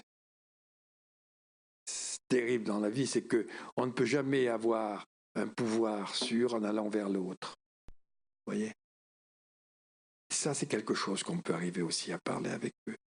C'est-à-dire, dès que vous allez vers quelqu'un, vous dites, tu ne veux pas m'aider, ou simplement vous espérez qu'il va voir que vous n'êtes pas bien, vous vous rapprochez. Oui, bonjour la déception. Qu'est-ce que tu viens m'emmerder là? Je suis pressé, puis ne fais pas ta comédie habituelle, tu trône comme ça, tu n'as pas à vivre les choses comme ça, soit différent, et puis, bon, d'accord, ok, bon. Et que tous ces gens qui ont des troubles, ça ne se souvient pas, ils n'ont pas attrapé la schizophrénie ou une crise d'angoisse parce qu'ils ont un virus qui courait dans la rue, comme une maladie, ils l'ont attrapé parce que tout d'un coup, ça pète. Ils sont là dans un état de quoi? De peur, de menace. Il prend des formes différentes dans son vécu, mais qui est profondément celle-là. Donc de perte d'homéostasie, ça ne va pas. Ils se mettent en place des programmes actifs de reprise qui est selon son tempérament, qu'on n'a pas choisi, et son éducation, qui vont faire que l'un va faire des TOC, l'autre des phobies, l'autre des troubles du comportement, l'autre des délires, l'autre des... Personne ne le choisit. Alors il y a une rencontre, là encore, avec notre potentiel, tel qu'on en a hérité, et puis l'environnement. Et la vie, c'est ça. Cette histoire d'une rencontre entre un génome, sauf erreur de ma part, vous n'avez pas choisi, et un environnement que vous n'avez pas choisi. Et après ça, on vous dit, mais sois toi-même, mon grand. Ok, mais enfin, j'ai rien choisi de ce que je suis. Si on veut le voir. Heureusement, ils ne s'en rendent pas compte tout de suite, hein, mais enfin, bon, c'est un fait. Et très vite, ils ont dit, pourquoi les parents sont comme ça? Pourquoi ils se disputent? Pourquoi ils sont en train de rentrer comme ça? Pourquoi mon père fait la gueule? Pourquoi ma mère est partie? Pourquoi? Eh bien, alors, il va falloir réagir, simplement. Ils sont obligés de réagir. Et ils vont réagir comme ils peuvent, avec l'entourage qu'ils ont. Et ils vont trouver, selon leur tempérament, selon l'éducation, les modèles qu'ils rencontrent, des formes d'expression qui vont être ces troubles, comportements qu'on dira mentaux, mais qui, au quoi de mentaux, ne sont pas mentaux. C'est des conduites adaptatives qui sont pathogènes quand elles nous privent de ce à quoi on a droit, c'est-à-dire des échanges avec les autres. Et toute la pathologie est une coupure d'échange. Alors on va me dire, pas du tout, le maniaque, il n'est pas l'état d'excitation maniaque, au contraire en plein, il n'arrête pas d'aller vers tout le monde. Non, c'est un englobement, ce n'est pas une rencontre. Le maniaque ne rencontre pas, il se fusionne avec l'autre, ce n'est pas la même chose. Il est dans un débordement où il se confond avec l'environnement. Mais tous les troubles psychiatriques sont une fermeture au lien. Et c'est pour ça que ça marche. Parce que sur le moment, ils sont moins mal. Et que ces jeunes, même qui s'agitent, jusqu'à qui font des bêtises, mais ils le font parce que ça les aide à vivre. Vous voyez? Je crois que c'est ça qu'il faut comprendre. Que c'est une conduite adaptative, mais elle est pathogène, encore une fois, parce qu'elle les coupe de ce qui pourrait les nourrir, c'est-à-dire des échanges positifs avec les autres, et ça, c'est pas juste. Et que c'est pas la même chose de dire à un patient, vous êtes un peu tocard, et ou de dire, là, vous avez un comportement que vous n'avez pas choisi, qui s'impose, qui n'est pas si fou, parce qu'il vous rassure sur le moment, mais qui n'est pas juste, parce qu'il est en train de vous priver de ce à quoi vous avez droit, comme nous tous. Pas la même chose. Avoir des échanges qui vous nourrissent. Tu as droit à l'école d'apprendre des choses, même si tu ne veux pas t'en servir plus tard, mais au moins tu as le choix. Si tu n'as pas appris, tu n'auras aucun choix. Et tu es en situation qui va t'inférioriser. Ça, c'est pas juste. Et c'est pour ça. C'est pas parce que tu fais du bruit que je veux pas que tu en fasses. C'est parce que tu as droit à te nourrir. Je crois que ça change, enfin, en tout cas dans ma carrière, ça a changé le rapport avec les patients, avec les autres, de leur dire, ben oui, vous savez, la schizophrénie, c'est pas choisi, hein, et que pour avoir une schizophrénie, il faut avoir certaines prédispositions et un environnement, hein, où il y a des tensions que vous n'avez pas pu surmonter, qu'autrement qu'en utilisant ces prédispositions dont on sait maintenant la base génétique pour tous ces troubles-là, hein, qui ont leur avantage. C'est pour ça qu'on dit souvent, tiens, les schizophrènes, ils étaient des génies littéraires, artistiques, etc. Pas parce qu'ils étaient schizophrènes, mais parce qu'ils avaient des dispositions de traitement des émotions et à la fois leur donner des originalités sur le plan de la rencontre avec l'environnement, mais les vulnérabiliser dans les liens affectifs. Et il y a les deux. Bon, ce n'est pas la maladie qui les rend comme ça. Pareil pour les Asperger, pareil pour l'autisme, on s'en rend compte. C'est qu'ils ont des dispositions, parce qu'il y a au niveau de leur circuit neuronique des arrangements qui sont une source de richesse potentielle, ça c'est important de le dire, mais qui ont aussi de graves inconvénients de les empêcher de fonctionner à d'autres niveaux. Ce n'est pas la même chose. Et là, on est là pour que vous gardez votre richesse et qu'on diminue les inconvénients qui vous privent de ce à quoi vous avez droit. Je crois que c'est comme ça qu'on doit passer, qu'on doit parler. Je crois que maintenant, je pense que sur le fond, à peu près tout le monde est quand même d'accord. Alors, il ne faut pas entendre de dire c'est une invention, il n'y a pas de maladie mentale, des mentales. Oui, elles sont pas, c'est pas mental, c'est-à-dire, parce que dans le mental, il y a l'idée quand même qu'ils sont un peu faibles sur le niveau du mental. Alors, qu'est-ce que c'est que la force du mental? C'est un mythe. C'est le mythe de celui qui se dit, moi, je suis, hein, vous l'avez vu à un moment, mais ça, c'est une émotion, ça. Je pète le feu, hein, je suis important, je suis... Mais il faut y croire, hein, donc c'est émotionnel, la croyance. C'est pas un fait comme ça. Bon, avoir un certain nombre de personnages, enfin, pour très bien voir. Bon, alors le côté, mais c'est pas choisi, c'est leur bon, c'est quelque chose qui leur fait plaisir, hein. Qui les arrange dans l'image d'eux-mêmes, mais qui n'est pas une qualité dite mentale. Ils ont ce tempérament, bon, avec les avantages, avec les inconvénients. Alors ça nous amène à quoi? Mais que justement, il me semble que un peu comme pour la toxicomanie, de dire, bon, là vous avez des troubles, hein, que vous n'avez pas choisis, qui sont liés à un tempérament qui a ses avantages mais ses inconvénients, diminuons les inconvénients. Je crois que là on peut le dire pour ceux aussi, que ces jeunes en difficulté que vous connaissez, mais que ça serait important de dire, quand tu choisis, quand tu fais comme ça, quand tu pètes les plombs, ça s'impose à toi. C'est pas pour l'excuser, mais tu l'as choisi beaucoup moins que tu le crois. Alors ce qu'il y a, c'est qu'on peut construire sur la confiance quelque chose où tu pourrais trouver petit à petit un mode de réponse qui soit un peu différent. Pourquoi? Parce que celui-ci t'amène dans une impasse tôt ou tard et que ça va te couper des autres et que tu sens bien. Mais il va falloir du temps. On va voir. On va ensemble essayer de construire. Et non pas, il n'a qu'à pas être comme ça. Il est mal élevé. Mais c'est pas... C'est pas choisi. On ne choisit pas d'aller mal, on ne choisit pas ses émotions. Et comme on ne choisit pas d'être homosexuel, on ne choisit pas d'être attiré par quelqu'un, vous pouvez choisir ce que vous en faites, c'est déjà énorme. Et pour ça, il faut que vous appuyiez sur des valeurs. Pourquoi je ferai ceci plutôt que cela? Mais on ne choisit pas. Ce n'est pas tout une foucade. Et alors là, c'est la toute-puissance, voyez, des pensées qu'ont un certain nombre de personnes. Je pense aussi, à mon avis, le danger de la philosophie, c'est que, on peut très bien argumenter, est-ce que le verre est à moitié plein ou à moitié vide? Ce n'est pas une question de vérité. C'est une question de regard. Seulement, moi, ce que je pense, c'est que la façon dont on le regarde contribue à le vider ou à le remplir. Et qu'on vide plus facilement qu'on ne remplit. Et c'est pas... Oui, il est à moitié plein et à moitié vide. Alors la vie, est-ce qu'elle est comme ceci? Est-ce que la vie, elle est bonne? Est-ce que la vie, est-ce qu'on la fera? Et on a un pouvoir là-dessus, mais un pouvoir qui est limité aussi par les autres et limité par nos expériences. Il faut y croire. Et ça va dépendre d'y croire parce qu'on a vécu. Comment voulez-vous que des gens qui n'ont jamais eu la tendresse, qui n'ont jamais eu un accès à cela, Si vous n'avez jamais vécu une relation de tendresse, elle ne viendra pas de vous-même. Vous pourrez paraître plus ou moins selon votre tempérament, être tenté par la tendresse, mais tout ça, c'est une co-création dans la rencontre. C'est la rencontre avec l'environnement qui va permettre de vous dire, ah ben tiens, ça c'est chouette, ça c'est bon, mais ça se crée. Hein.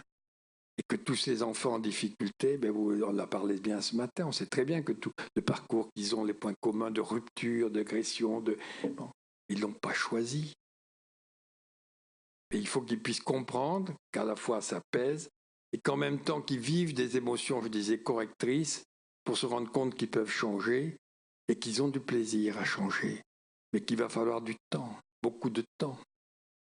Je dirais qu'un enfant maltraité, un enfant élevé, je dis ça, c'est un crime contre l'humain, c'est pas contre l'humanité, contre ce qu'il en a d'humain en nous, c'est-à-dire cette capacité aussi de partager la tendresse sans avoir peur d'être envahi. J'en parlais tout à l'heure, là où on ne pas d'ailleurs. C'est de voir aussi le côté paradoxal, c'est que quand on a manqué d'amour, de tendresse, quand on n'a pas de confiance en soi, quand on a peur, quand on est dominé par la peur, bien quand quelqu'un s'approche de vous, ça vous fait peur, parce que vous avez peur de ne pas être à la hauteur. Et que quand quelqu'un, à ce moment-là, vous vous sentez attiré par quelqu'un, eh bien ça peut devenir un sentiment de danger, c'est-à-dire c'est vécu comme un pouvoir de l'autre sur vous. Je me sens attiré, je l'aime, gare à moi. Alors, c'est tout ce qu'on appelle les états limites, les borderline, c'est-à-dire dès qu'il y a une relation positive, il faut rompre, pas par vice, pas pour emmerder les autres, parce que le manque de confiance et le sentiment qui vont vous en douter. Je racontais l'histoire d'une patiente là, qui d'ailleurs se trouve être maintenant devenue psychiatre, mais qui garde encore ses difficultés, une grande anorexie, qui prouve qu'elle peut fonctionner, peut se débrouiller, elle est dans la recherche, elle fonctionne bien. Elle a encore, je disais, à un moment où j'avais envoyé, elle a 30 et quelques années maintenant, elle ne voulait pas, elle était à nouveau très maigre, elle ne voulait pas aller dans un service hospitalier, dans une clinique, et on lui a offert d'aller il y a de la balnéothérapie, de prendre un bain. Et là, elle m'a appelé à 11h du soir en disant, j'ai pensé mourir, jamais je n'ai eu un plaisir comme ça, je me suis senti dissoudre. Là, c'est des angoisses qu'on pourrait dire, le type psychotique encore que psychose. Là, il faudra qu'on joue. Maintenant, on abandonne ces classifications qui sont trop marquées par la date, parce que voilà, c'est au fond les troubles comme ça psychotiques, c'est un aboutissement, c'est pas un point de départ. C'est quand la maladie, comme pour la drogue, elle est quand on est enfermé. C'est le degré de contrainte qui fait la maladie, comme pour la drogue. C'est pas d'avoir besoin d'un produit, c'est que la contrainte est trop grande. Et c'est la maladie, c'est quand on ne peut pas. Et là, cette fille, le plaisir qu'elle a eu d'être dans ce bain, et surtout, me dit-elle, quand elle a été prise dans les bras par la kinésie et enveloppée dans un peignoir chaud, elle m'a dit, j'ai eu un plaisir que je n'ai jamais connu de ma vie. Et on sait qu'en effet, c'est des gens qui vont avoir quelques difficultés à s'abandonner au plaisir, y compris dans la sexualité. Pourquoi ? Parce que c'est vécu comme une dissolution. J'ai tant besoin de l'autre que je ne maîtrise plus rien. Bon. Et ça, c'est une constante. Et vous dire que là, quand on parle aussi c'est toute la problématique, enfin, on va pas les pervers narcissiques et autres, il ne faut pas en faire où les gens, les abuseurs, c'est pas c'est des petits enfants qui ont peur de la relation. Bon. Alors ils jouent à King Kong comme ça. Si on peut ne pouvoir se permettre de s'abandonner à une femme qu'à condition qu'elle soit terrorisée ou qu'on lui fasse peur, c'est qu'en miroir, on ne peut absolument pas supporter le plaisir partagé. Parce qu'il y a une carence telle, il y a un besoin tel à ce moment-là qu'il faudrait voir les relations internelles de ces gens-là. Il y a un sentiment de perte. Mais c'est pas... Oui, tout ça, c'est pas... On ne fait pas le mal par plaisir. Quelqu'un qui détruit, c'est qu'il a vécu des expériences. Et que quand vous avez vécu des expériences de destruction, vous vous sentez menacé par le besoin que vous avez des autres. Alors ça va rendre très compliqué. Vous savez très bien que pour les éducateurs, tout le monde a eu ces expériences. On a une sortie, ça se passe bien, pour une fois tout le monde est content, on revient, etc. Et le lendemain, on a la salle de jeu qui est ravagée, où ils ont foutu le feu à un truc comme ça. Alors, ils ont le vice vraiment attaché, absolument, ce sont des incurables, des vicieux. Non, ils n'ont pas de vice plus que d'autres. Simplement, il y a là quelque chose qui leur paraît inaccessible. Ça a été une illusion. On nous a fait sentir presque comme si on les avait volontairement exposés, méchamment, perversement, à des plaisirs dont on sait qu'ils ne sont pas pour eux et que ça ne tiendra pas et que comme tout ça, comme tout ce qui était avant, ça n'allait pas marcher. Et alors là, voilà, il y a la vengeance. Et on peut en discuter. On peut le faire une fois, 2 fois, 3 fois. Et puis tout d'un coup se dire, ben oui, non. Oui, je pense qu'effectivement, mais pas forcément du premier coup. Et que personne n'a le vice attaché à lui. Même s'il a des carences importantes, elles sont toutes en soi, toujours possiblement réparables. Possiblement, ça ne veut pas dire qu'on en est sûr. On n'a pas ce pouvoir. Et l'aurait-on que ça deviendrait dangereux? Comme si on allait leur imposer ce qu'on voudrait qu'ils soient. Mais le savoir permet de partager. Alors je terminerai là en disant, en essayant d'ouvrir un peu aussi la discussion, qu'il me semble que, vous voyez, que là nous sommes à un moment où c'est très important. Vous voyez bien combien ça a changé déjà de parler de troubles bipolaires et non pas de psychose maniaco-dépressive, c'est strictement la même chose. Mais en disant psychose maniaco-dépressive, paf, alors leur foutait 2 bons coups sur la gueule, et tu es quand même psychotique, c'est pas trop ce que c'est, mais c'est pas bon. Voilà. Mais non, c'est des troubles en effet bipolaires. Certains sont très sévères et très envahissants, énormes, on dirait psychotiques, d'autres beaucoup plus nuancés. Il y a toute une gamme, comme on a des diabètes sévères, ou une hypertension sévère, ou pas, selon son tempérament. C'est du même ordre. Il faut qu'on revienne, vous voyez, à des choses, qu'on vienne, je vois, avoir des choses comme cela, c'est-à-dire, oui, c'est des moyens que vous avez, mais des moyens pathogènes qui ne sont pas justes. Alors, si vous avez une phobie des souris, c'est pas très grave. Si c'est une phobie scolaire, vous voyez bien que ça va... C'est toute votre construction qui va se retrouver affaiblie. C'est que vous n'allez pas pouvoir acquérir ce qui pourrait vous donner confiance en vous. Voilà, et c'est là qu'est le côté dangereux. C'est des conséquences qui enferment et que vous ne pourrez pas avoir ce à quoi vous avez droit. Mais c'est cette disposition, et que je suis sûr qu'il n'y a rien de fatal. Voilà, ça c'est le recul qui permet de dire personne n'est enfermé. Et moi j'ai connu effectivement 10 ans, 33 hospitalisations pour une anorexie devenue médecin, et qui 10 ans après me dit, après ces 33 hospitalisations, je ne suis plus anorexique. Je ne comprends pas comment on peut être anorexique. Je le voudrais, je ne le pourrai plus. C'est ça, qu'à un moment donné, ça n'a plus de sens. Je ne peux plus, comme bon, d'un coup, on n'a plus envie de fumer, on arrête, mais non, j'ai plus envie de fumer, ça m'est arrivé il y a 3 ans, donc j'ai plus envie de fumer, après un grand rhume, j'ai plus envie, quoi, c'est pas, ne force pas. Mais il y a des choses comme c'est pareil. C'est toujours, rien n'est définitif. Et nous sommes comme cela tout le temps, dans un échange, dans une relation d'échange qui restera une dynamique. Et là aussi, on me passe par état. Alors, il est enfant. Non, il est adolescent, c'est encore un adolescent. Mais toujours, on restera toujours l'enfant qu'on a été, l'adolescent qu'on a été. Il est au fond de nous. Et c'est la relation qu'on peut avoir avec lui qui va compter. Est-ce qu'on a peur de lui, d'être envahi? On a mis un mur comme ça et un blocage. Et tous les paranos, je dirais les paranos en général, c'est des petits-enfants en quête de reconnaissance et qui ne supportent pas l'idée d'avoir besoin de quelqu'un. Et le seul fait d'avoir besoin de quelqu'un, ils le vivent en effet comme une humiliation, leur font court le nez en effet dans leur crotte, et là, ils commencent à vous agresser, du seul fait qu'ils aient besoin de vous. Et ça, je l'ai constaté combien de fois dans ma vie, notamment dans les groupes de parents qui arrivaient comme ça, en disant « Qu'est-ce que c'est notre fille, pas des anorexiques, on nous sépare d'elle, on est des pestiférés, qu'est-ce que c'est que cette histoire, on est au Moyen-Âge, vous savez, comme les jats dans la cour, moi qui suis du Périgord, ah, papa, vous savez, bon, on gueule comme ça sur son territoire, et puis une fois qu'ils sont en confiance, ça devient nos auxiliaires thérapeutiques les plus efficaces. Dès qu'ils voient notre père arriver, mais qu'est-ce que c'est que ce service? On nous sépare de nos enfants, alors quoi? Des pestiférés? C'est nous qui sommes là. Attendez, je vous arrête tout de suite. Hein. Je vais vous dire pourquoi les médecins ont raison. C'est nous qui leur disons, attendez, laissez-les quand même s'exprimer. Merci pour votre aide, mais ouais. Pourquoi? Parce qu'ils sont pleins d'attente, et que cette attente fait que le regard de l'autre sur eux est vécu déjà comme une intrusion de l'autre. Et ne pas tout de suite vous dire, non, mais pour qui se prend celui-là? Si quelqu'un commence à vous prendre de haut, c'est qu'il se sent bas. Non, il n'y a pas besoin de se prendre de haut.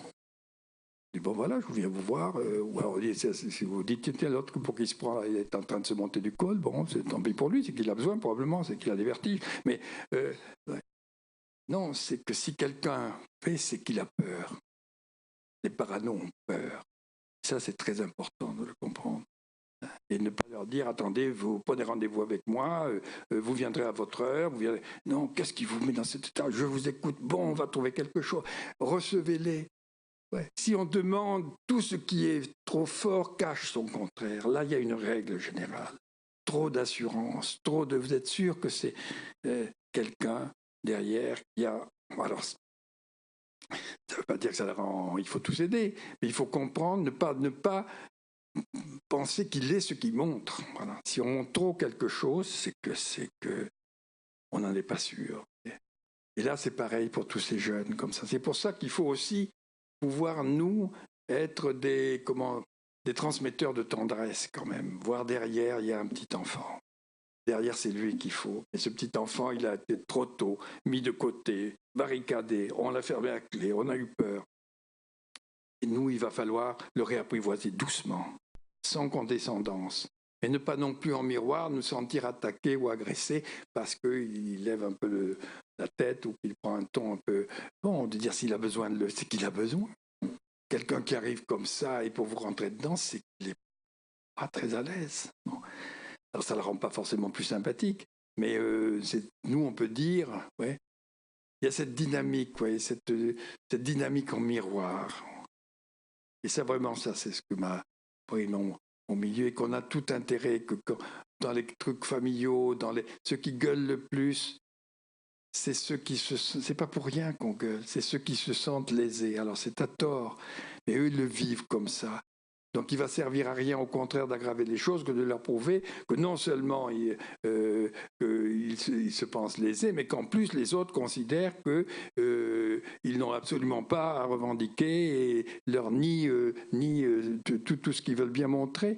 Donc ils se sentent doublement lésés, c'est tout ce que ça fait, et ça va les enfermer dans la... Vous voyez cette dynamique, c'est que c'est ça, c'est qu'elle est toujours faite d'une tension entre des contraires. Je pense que c'est ça que m'a appris mon métier, et je pense que vous, dans le cadre de ces jeunes que vous avez, ben c'est très important de se rendre compte de tout ce qu'il y a derrière, mais il va falloir justement qu'on ne rentre pas dans les malentendus. Vous savez, la vie, c'est une histoire bien souvent de malentendus. Et alors, dernier point, oui, c'est que de se dire, s'il se montre comme ça, s'il y a ces troubles-là, si c'est particulièrement à nouveau répétitif, c'est qu'ils viennent d'être déçus.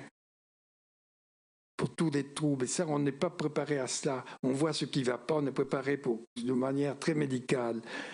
Quand quelqu'un en médecine vient vous voir parce qu'il s'est cassé la hanche, ou là, vous n'allez pas lui parler de son histoire et de bon, il vient pour sa hanche. Quand quelqu'un vient pour des troubles psychiatriques, bon, mais on va voir les troubles. Mais de se dire, attends, si ce trouble, comme tout trouble psychiatrique, répond à une déception, c'est qu'il est très important de chercher cette déception et de se dire qu'on est déçu qu'à la mesure de nos attentes. Que la déception, elle est toujours proportionnelle à la force. Ceux qui attendent peu, ils ont l'avantage qu'ils ont peu de chances d'être déçus. Ils n'ont peut-être pas une vie folichonne, mais enfin bon, tranquille, voilà, bon, c'est pas péjoratif d'ailleurs. Bon. Mais ceux qui attendent et qui ont déjà eu des expériences de déception, ben ceux-là, ils vont être déçus. Et qu'il faut peut-être, et ça, si je pouvais refaire ma carrière, enfin, c'est ce que je fais de temps en temps quand je vois des gens comme ça, parce qu'on me demande pour un groupe, de ne pas faire les séparations, de voir beaucoup des gens avec la famille. L'ado et les parents et l'entourage. Et d'arriver mais quelquefois ça prend 2 heures, 3 heures. Ça peut être d'une richesse formidable. Pour qu'au bout d'un moment, de dire, mais finalement, vous attendez la même chose. Vous êtes très en miroir. C'est fou ce que vous ressemblez à votre mère, là, quand vous... Ah oui. Et on voit des choses surprenantes se produire. Mais oui, nous attendions la même chose. Et chacun voulait que l'autre fasse le pas et montre le chemin. Et chacun attendait. Et de dire, mais finalement, ce qui est important, c'est de voir les buts. Vous voulez aller vers ça, mais pourquoi vous n'y arrivez pas? Et que savoir encore une fois, si vous vous montrez comme ça, c'est que vous pensez que vous avez déçu votre mère ou votre père et que vous vous sentez et qu'eux vous déçoivent d'être déçus. Vous voyez, ce cercle infernal de la déception. Et je m'arrête là, qui m'a particulièrement frappé, j'ai eu toute une série de cas de jeunes où la mère avait un cancer de jeunes de 13-14 ans, enfin adolescents, un cancer, notamment du sein, enfin bon. Et l'enfant devient odieux avec la mère. Et tous les cas que j'ai fait, j'ai pu en parler séparément puis ensemble avec. Et leur dire, pour moi, quand vous vous montrez comme ça, c'est la preuve que vous êtes paniqué par ce qui arrive à votre mère. Et que c'est un signe d'amour. C'est pas... Et que vous vivez comme si elle vous abandonnait. Et qu'à ce moment-là, vous lui dites des choses désagréables. Et que vous vous sentez moche d'avoir dit des choses désagréables. Et que votre mère vous renvoie en effet que vraiment c'est pas gentil. Et puis c'est ce cercle vicieux de la déception qui s'enclenche, qui est un véritable cancer. Et de dire qu'en fait, c'est parce que vous êtes tellement triste, c'est pour vous tellement intolérable, hein, et que vous n'arrivez pas à accepter ça. Et je vous assure que vraiment, à chaque fois que j'ai pu le parler sur ce ton-là, enfin, vous voyez, je ne dis pas comme ça, je vais vous dire que votre mère, ou faire un petit non, dis regardez, c'est-à-dire on joue tout le tragique humain, voilà, il y a quelque chose. Là, vous êtes là toutes les deux, et vous vous aimez parce que vous vous aimez, parce que vous supportez pas ce qui arrive à l'autre, eh bien, voilà, vous vous montrez désagréable, et puis ce cercle est engranché, la mère vous en veut, et puis vous êtes déçu qu'elle vous en veuille, et déçu par vous-même, la déception, les ravages de la déception. Je ne suis pas celui que maman croyait ou papa croyait, et eux ne sont pas non plus, ils me déçoivent aussi.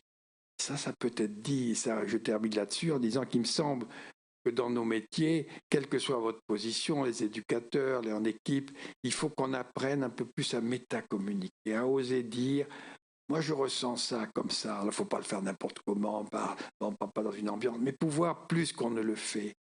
Dire, voilà moi, tu vois, quand tu as fait ça, ça m'a touché, ça m'a blessé. Bon, parce que justement, on avait fait ceci, cela. C'est-à-dire leur dire en même temps ce qu'on a pu ressentir. C'est honteux. On peut se permettre de les dire, on n'a pas besoin d'être patenté psychiatre pour le dire. On peut dire, voilà, en tant qu'être humain, moi j'ai, si possible pas seul, avec à 2 ou 3 pour... Mais on peut s'autoriser à métacommuniquer sur ce qu'on ressent. C'est vrai que quand j'ai vu ça, là, moi j'ai eu l'impression que j'allais tout laisser tomber. Dire, non, il n'y a rien à faire pour lui, il faut l'homme. Mais je peux pas. Bon, pourquoi tu as peut-être senti ça aussi, qu'il n'y avait pas aussi. Bon, on peut se permettre de métacommuniquer. Je crois qu'on en a besoin et non pas sous un prétexte de professionnalisme, être fermé.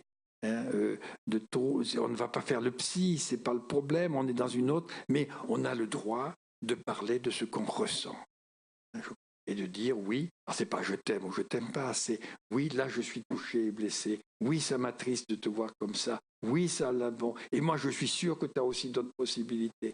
Tu vas peut-être me démontrer que non, et je sais que comme tu as de la persévérance, tu vas peut-être y réussir, mais enfin il n'empêche que moi je continue à penser que tu peux faire autrement. Moi je crois que c'est important que nous soyons des décrypteurs, qu'on ose aussi renvoyer autre chose que des trucs convenus, qui nous impliquent, c'est-à-dire donner du sens à ce qu'on vit, qui n'a pas besoin de s'inscrire uniquement dans une psychothérapie ou dans un autre domaine patenté, pour pouvoir donner du sens à ce qui se passe, et que ce qui se passe, mais ça se joue toujours à ce que j'ai essayé de résumer, c'est-à-dire que nous, tant que nous vivons, nous sommes en attente. Nous sommes tous en attente d'être reconnus et d'avoir une valeur et que ce soit partagé par les autres et que nous sommes tous hyper réactifs à tout ce qui peut sembler être du mépris. Et on le voit bien à tous les niveaux politiques et autres, combien cette question de l'image qu'on renvoie de soi est importante et de dire il y a souvent des malentendus. Oui, je suis furieux contre toi là parce que tu m'as fait mal, parce que tu as fait ceci et que je sais qu'il y a autre chose aussi. Mais voilà, c'est-à-dire retrouver un peu un langage... le plus vrai possible de ce qui se joue. Moi, je pense qu'on peut le faire, le partager, pas seul, en équipe, sans pour autant qu'on veuille jouer au psy ou au psychanalyste. C'est pas ça, c'est de pouvoir donner un sens, exprimer ce que l'on peut ressentir dans les liens aussi avec les patients, ne pas en faire une affaire personnelle. Ouais, c'est un peu, c'est pas. Mais oui, là, je pense que d'autres choses sont possibles. Voilà, ce que je voulais vous dire, et on peut peut-être, si on a le temps, discuter.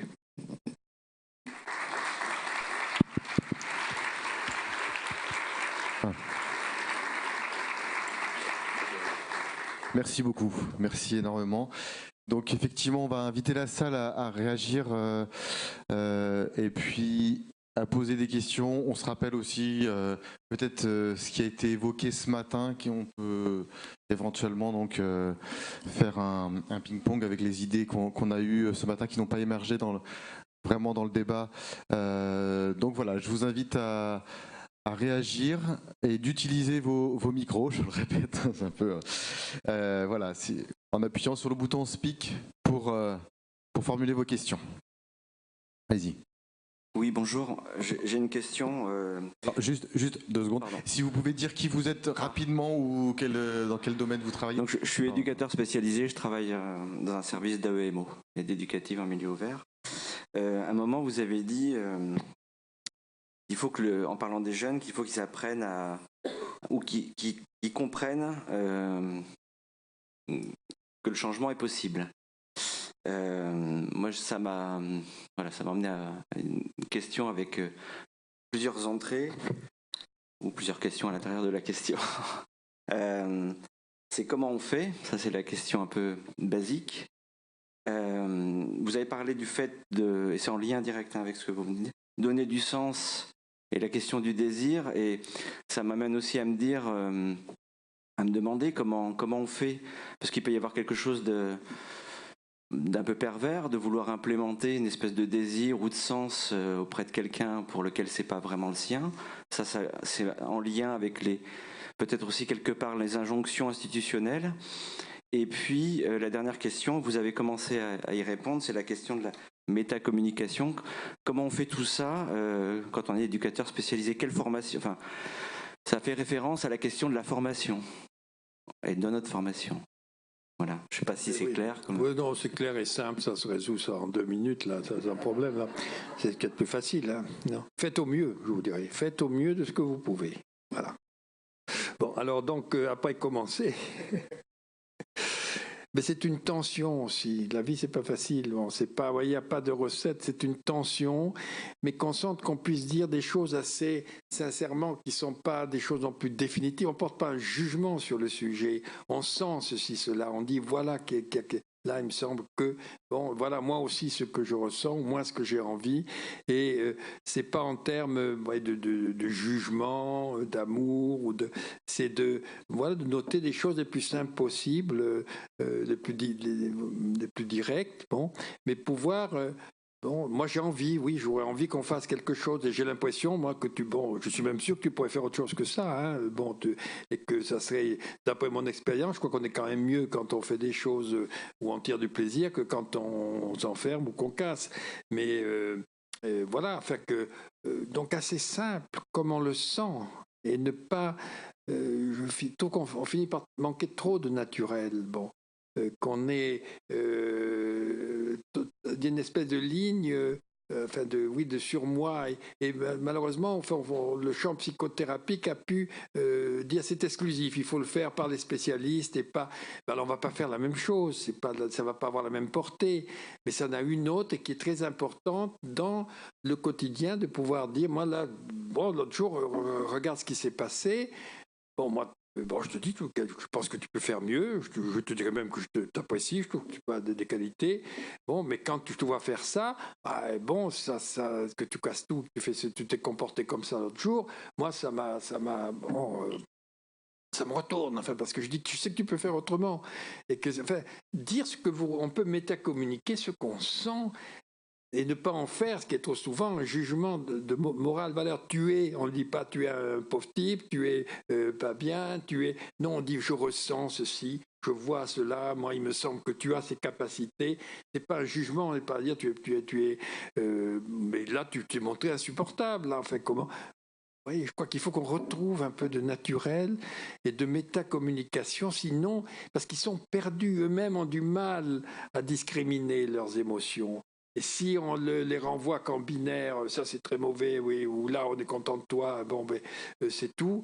Je crois que c'est bien et quand on part de soi aussi, c'est-à-dire moi ça m'a touché, bon, je trouve parce que quand je te vois comme ça, je reconnais pas celui que j'ai vu hier ou quand il faisait ceci ou cela, enfin, et qui me semble que c'est pas une fatalité.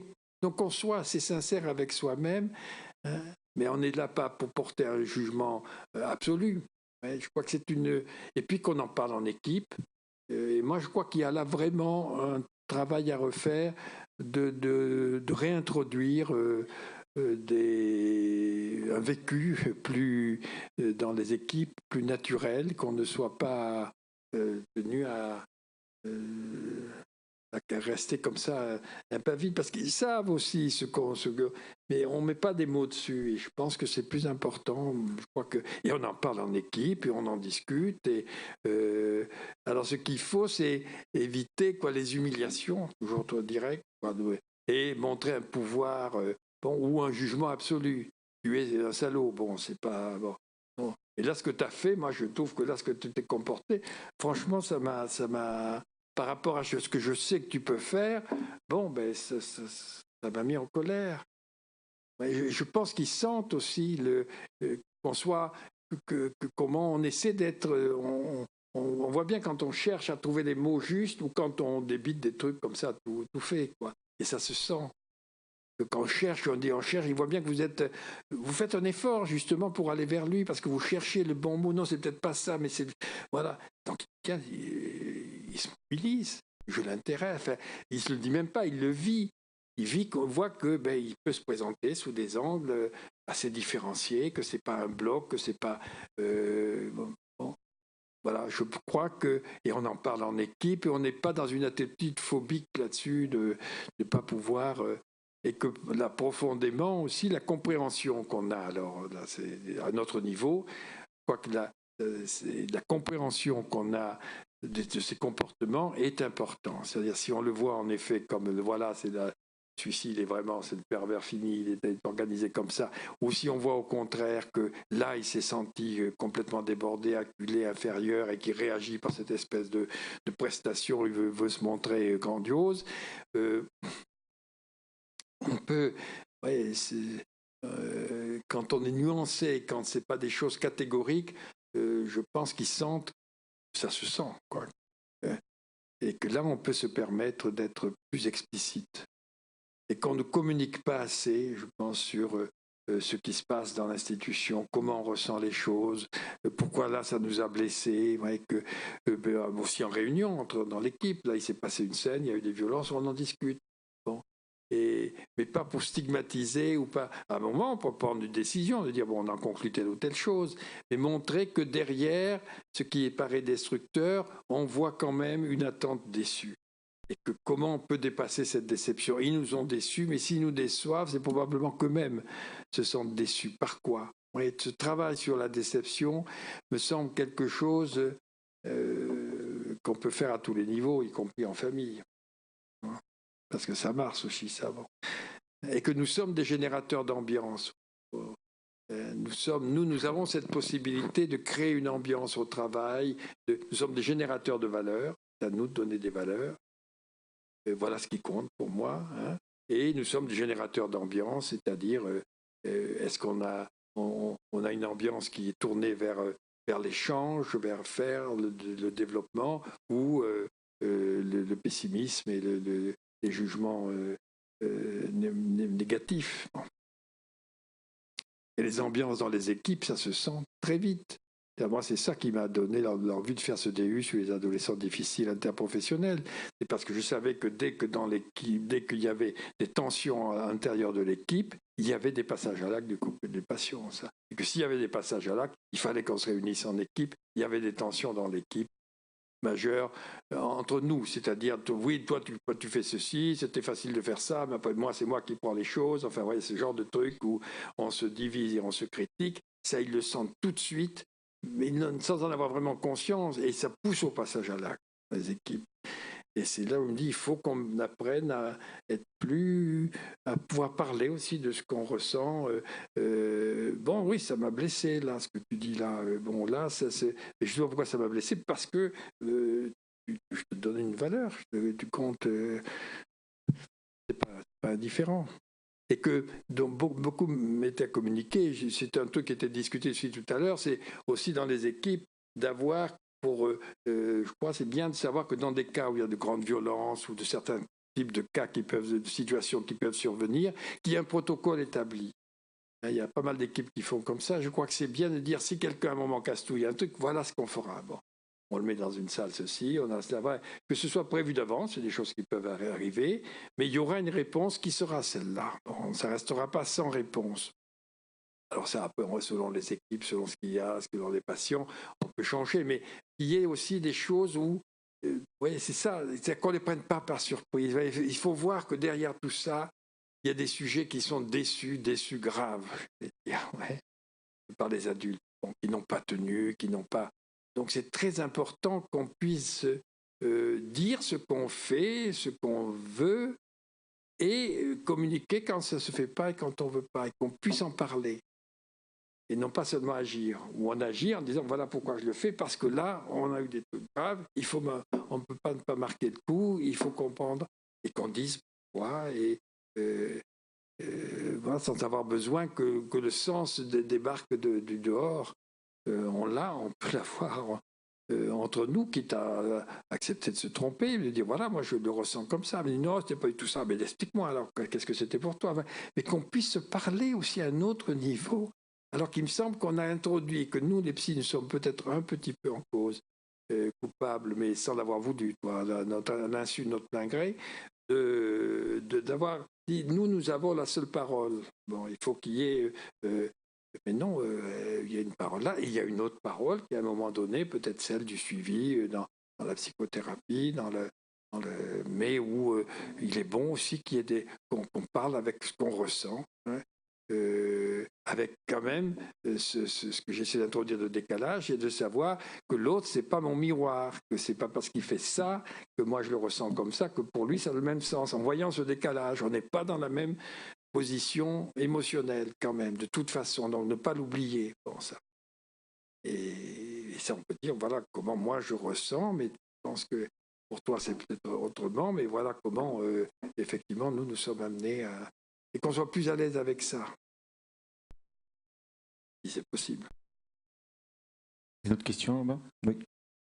Oui, alors moi je suis éducatrice à la PJJ. Je voulais rebondir un petit peu sur ces fameux jeunes dans le panel, fait partie un petit peu de l'action recherche, qui ont comme point commun d'être justement carencés en amour, carencés en tendresse, avec des vécus familiaux très difficiles. Donc moi, effectivement, il m'arrive de mettre de la métacommunication, il m'arrive de dire à ces jeunes je suis inquiète parce que tu me montres, ce n'est pas normal ce que tu as vécu, mais j'ai face à moi des jeunes qui de toute façon vont continuer à en appeler à ce côté familial, malgré les carences, c'est-à-dire qu'ils vont se trouver peut-être aussi en conflit de loyauté entre toute la bienveillance que peut y mettre l'éducateur dans le suivi, il y a la famille derrière et les carences sont toujours là, et malgré tout il va continuer à avoir peur, il va continuer à manquer de confiance, et certes c'est un travail de longue haleine, mais on a vite les limites, j'ai l'impression, dans le travail qu'on fait avec ces jeunes. Certes. Sinon, on ne serait pas là. Hein. Mais, oui, c'est qu'il y a évidemment des limites, mais il va falloir du temps. Ça, c'est... les limites, elles sont toutes surmontables. Vous voyez, là, je vous parlais de 10 ans pour des patients aussi. C'est pas propre à cela, et que il faut pouvoir justement montrer que oui, ça se répète, c'est assez compréhensible, mais c'est pas pour ça que ça restera toujours comme ça. Et ça, on en est sûr, c'est possible, mais il faut que tout le monde puisse l'accepter et le mettre en œuvre. Alors ça va prendre du temps, mais ça n'empêche pas. C'est important de pouvoir dire ça, je sais que c'est possible. Hein. Et je vous dis, ça peut durer des années aussi dans tous les troubles psychiatriques. Qu'avant que ça puisse être dépassé, mais ça peut être aussi par oscillation. Et chaque fois qu'il y a des vécus un peu positifs, ils vont rester enfouis. Et puis on les retrouvera peut-être des années plus tard, mais on aura déjà commencé à créer des petits points d'accordance, des petits points, vous voyez. Et puis c'est la patience qui fait ça. L'autre grand, c'est sur la durée. Bon. On les a à l'usure, avant qu'ils nous usent. Non, mais je veux dire, il y a si la patience, bon, on ne sait pas combien de temps ça va durer, mais il n'y a aucune fatalité non plus. C'est ça, il ne faut pas dire, bon, on verra. Bon, on sait que c'est possible, c'est dommage. Ça continue, bon. Et nous aussi. Bon, vous voyez, c'est-à-dire, il ne faut pas attendre de réponse. Ah, ça y est. Ça. Et puis, souvent, il y a une réponse positive, puis après, il y a une rechute encore, comme je disais tout à l'heure, un peu plus forte. Parce que c'est une façon de se récupérer sur un terrain qu'on connaît, mais qui n'est pas pensé comme tel, qui n'est pas vécu. Il le fait parce que c'est comme ça, il redégringole, et puis, bon, il retrouve ses trucs habituels, et puis il peut en ressortir la semaine d'après. Et nous, bon, ben voilà, on est là pour cueillir à ce moment-là. Mais il n'y a pas l'idée que il faut du temps.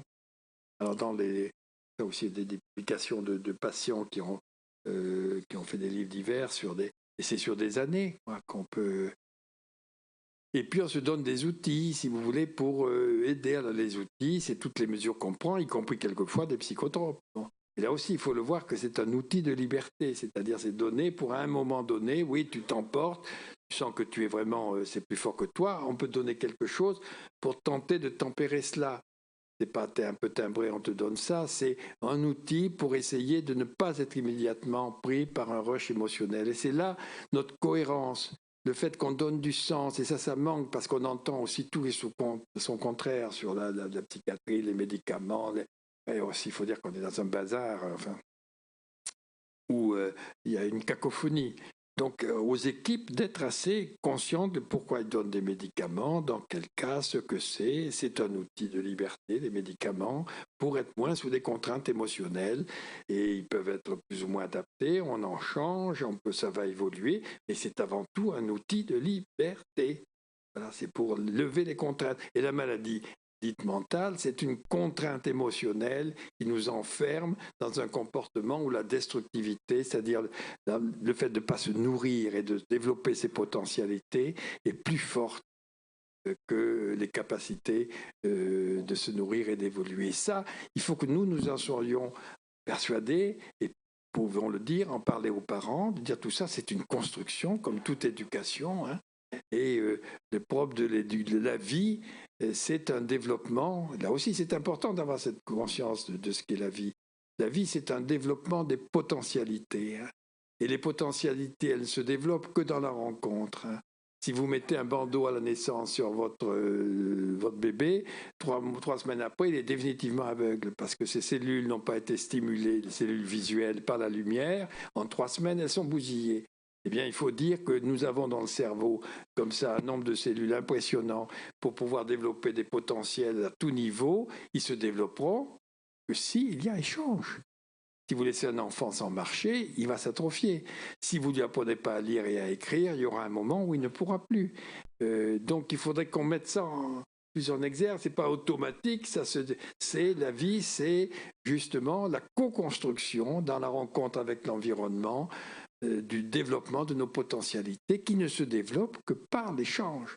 Vous apprenez à parler que parce qu'on vous parle, sinon vous ne parlerez pas. Bon.